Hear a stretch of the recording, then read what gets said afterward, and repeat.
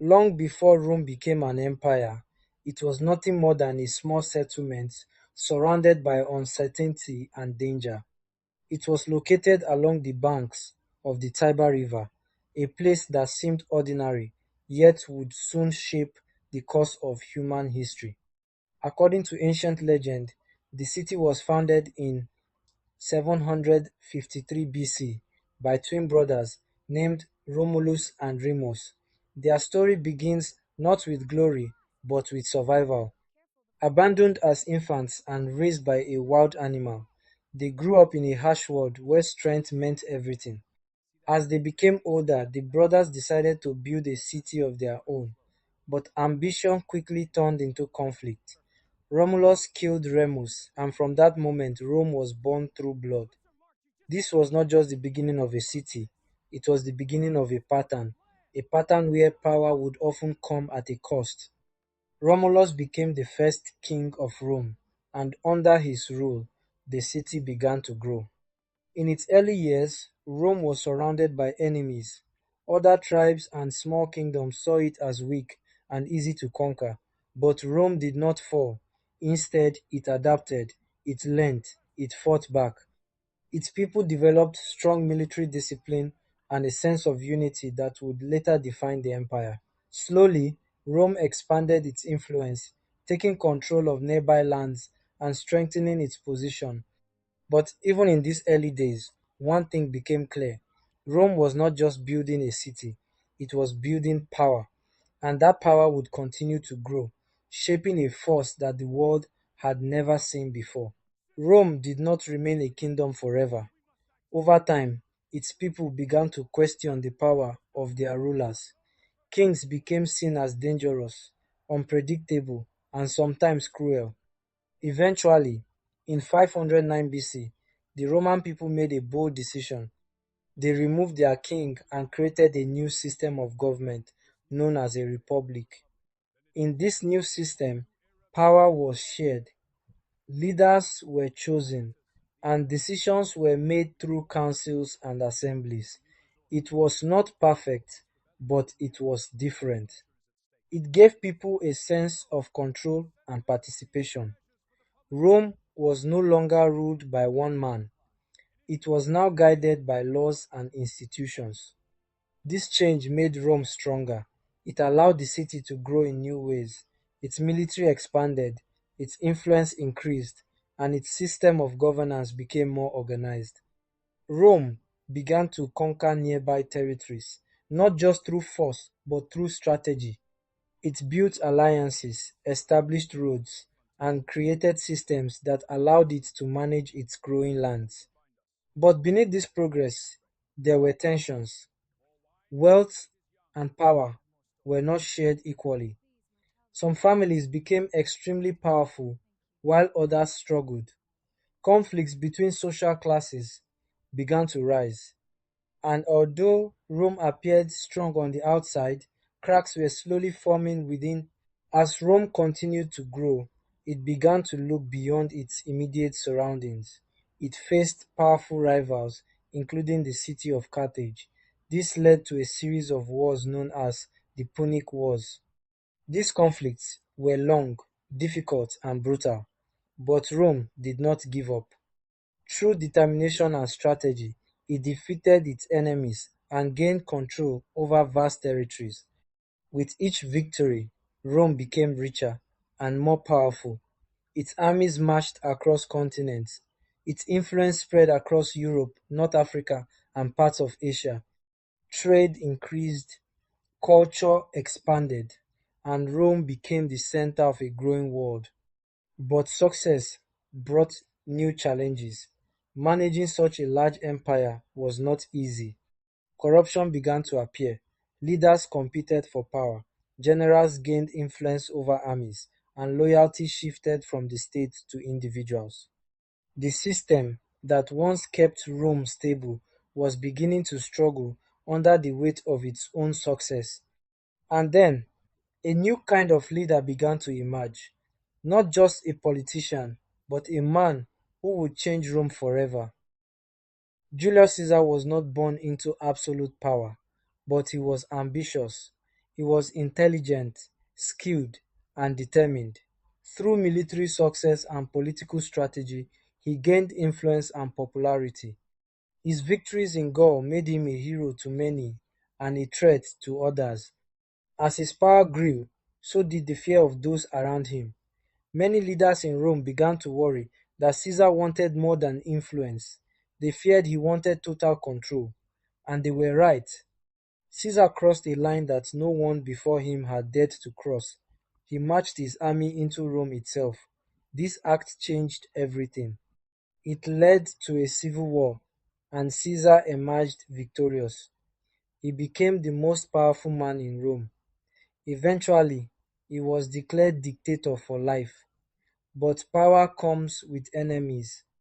And in a shocking turn of events, Caesar was betrayed and assassinated by those closest to him. His death did not restore peace. Instead, it pushed Rome deeper into chaos. After Caesar's death, Rome was once again thrown into conflict. Power struggles intensified. Alliances formed and broke. Eventually, a man named Octavian rose to the top. He defeated his rivals and became the first emperor of Rome, later known as Augustus. Under Augustus, Rome entered a period of stability and growth. This era became known as the Pax Romana, meaning Roman peace. For many years, the empire thrived. Roads connected distant lands, trade flourished, and culture spread across regions. But even during this time of peace, the foundation of the empire was changing. Power was now concentrated in one ruler. The system that once balanced authority had shifted. And while the empire appeared strong, the seeds of future problems were already being planted because history had already shown something important. Every rise carries the possibility of a fall, and Rome was no exception. At its height, Rome was unlike anything the world had ever seen.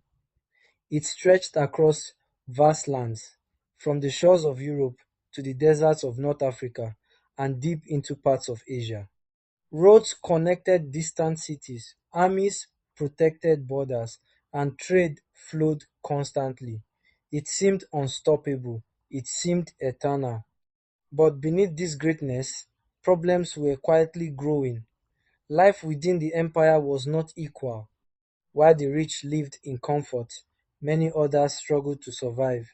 Wealth was concentrated in the hands of a few, and the gap between rich and poor continued to widen. This created tension within society. People began to lose trust in leadership, and when trust fades, stability begins to weaken. At the same time, the empire was becoming harder to manage. It was simply too large, communication was slow, decisions took time, local leaders gained more power, and control from the center began to weaken. Rome still looked strong, but inside it was becoming fragile, and yet many believed nothing could bring it down. That belief would soon be tested. At its height, Rome looked unbreakable. Its cities were filled with life, its roads connected distant lands, and its armies stood as a symbol of unmatched power. From Europe to North Africa and into parts of Asia, the empire stretched farther than anyone could have imagined. It was a world within itself, a force that seemed eternal. But hidden beneath this greatness, something dangerous was slowly taking shape. The empire had grown too large. Managing such a vast territory became increasingly difficult. Messages took time to travel, decisions were delayed, and control from the center weakened. Local leaders began to act with more independence, and unity started to fade. Rome was still powerful, but it was no longer fully in control of itself. At the same time, inequality within the empire continued to grow. Wealth was concentrated among a small group, while many others struggled. This created frustration. People began to question the system, and trust in leadership slowly disappeared. When trust weakens, stability begins to collapse, even if everything appears strong on the surface. Rome was not falling yet, but It was changing, and those changes would soon become impossible to ignore. Leadership within Rome became unstable. Emperors rose to power and were removed just as quickly. Some ruled with strength and vision, but many were unprepared for the responsibility. Corruption spread through the system. Decisions were made for personal gain rather than for the good of the empire. The military, once the backbone of Rome's success, also began to change. Soldiers became more loyal to individual commanders than to the empire itself. This shift created internal conflict. Generals gained too much influence, and power struggles became more frequent. The unity that once made Rome strong was now breaking apart. Economic problems added to the pressure. Trade slowed. Resources became limited. Taxes increased, placing heavy burdens on ordinary citizens. The value of money weakened, and life became more difficult for many. These problems did not appear suddenly, they built slowly, year after year.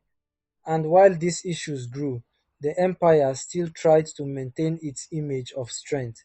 But beneath that image, the foundation was beginning to crack. Faced with growing challenges, Rome made a decision that would change its future forever. The empire was divided into two parts: the Eastern Roman Empire and the Western Roman Empire. The goal was to make governance easier and more effective. At first, this decision seemed wise. The eastern part became stronger. It had better resources, stronger defenses, and more stable leadership. It adapted and survived. But the western part struggled. It faced constant pressure from both internal problems and external threats.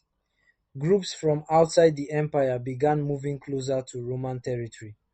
Some were searching for land, others were escaping even greater dangers.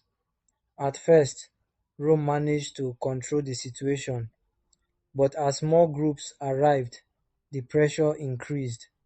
The Western Empire was now dealing with too many challenges at once, and its ability to respond was weakening.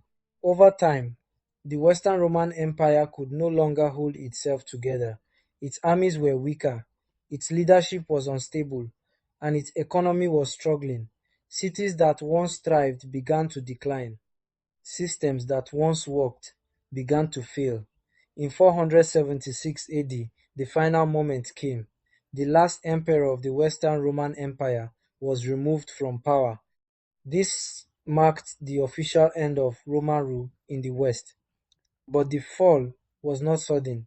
It was the result of years of slow decline, poor decisions, and increasing pressure. For the people living at that time, it did not feel like a single moment. It felt like a long process. A world they once knew was slowly fading away. The power that once controlled vast lands was gone. And yet, this was not the end of everything.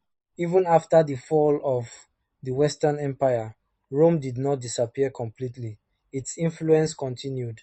Its laws, its ideas, and its systems shaped future civilizations. Many of the structures that define modern society can still be traced back to Rome. The Eastern Roman Empire continued for many more years, preserving knowledge and traditions. Across the world, people studied Rome's history, learning from both its successes and its failures. The story of Rome is not just about power, it is about change. It is about how ambition can build something great and how that same ambition can lead to its decline. It is a reminder that no empire is permanent. And perhaps the most important lesson is this: every rise carries within it the possibility of a fall, and history will always remember those who fail to see it coming.